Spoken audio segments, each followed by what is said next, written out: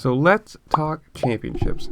For this guy right here, especially Christian Craig, going for his first 250 or first supercross title in general, he's got it pretty easy. Obviously, Hunter Lawrence has had some resurgence coming back, but the math for this works pretty simple. Craig wins, and he wins. Math done. Craig comes in second, Hunter needs to come in fourth or worse. Craig ends up third, Hunter needs to end up fifth or worse. And if Craig's off the podium, he just needs to win, or not win, he just needs to be 3 places ahead of Hunter Lawrence. That's pretty simple. Hope, as long as all things go to plan, this will be another good year for Star Racing Yamaha, getting another 250 title, another rider with a 250 title, and we'll see where he goes from there onto his 450 ride, obviously next year being, that's where he wants to go, and that's pretty much, I think, the only option he's going to take at this point. So we'll see how that goes. I hope he wins because I like Christian Craig, and I just hope, if he wins this, the next round, the East-West shootout will be great because it won't matter. There won't be anybody racing for points. It'll just be a fun race between him and Jet and everyone else. Now, onto the 450 side, we have Eli Tomac going for his second title ever on a new team, on his first year on a new team.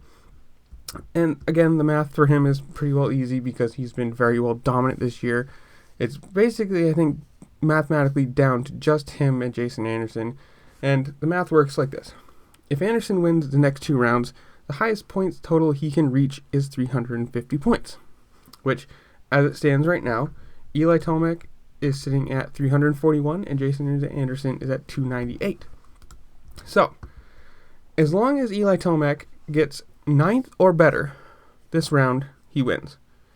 We're going to go into the catastrophic things now because, if something catastrophic does happen, let's say Tomac, I don't know how you want to say it, his bike blows up for 2 rounds, whatever it is.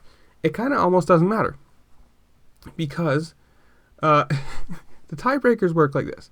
If Anderson wins out, gets as many points as he possibly can, let's say Tomac gets 9. That's all he gets in the next 2 rounds. I guess he has to finish both. He has to get 9 points in the next 2 rounds. So I was wrong. But if he gets his 9 points, Anderson wins out. It goes down like this. Obviously, they're tied on points, so it goes down to wins. Tiebreaker, they would both be on 7. So it goes to second places. That's also tied. They both, I think, have 2 or 3, whatever it is. Then we're going all the way back to who has the most thirds, which is Tomac, with 1 in St. Louis. So unless barring some absolute horrible problems with Tomac going on, like, honestly, unless his bike blows up the next 2 rounds, it's almost impossible that he cannot lose, especially with the form he's been in.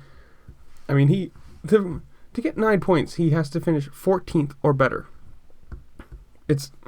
I can't believe he won't do it. So I'm going to say this round is where they both clinch, and I'm excited for it. Tell me in the comments below, what do you think? Do you think they're both going to win, or just Craig, or just Tomac, whatever it is, and I'll see y'all later. Peace.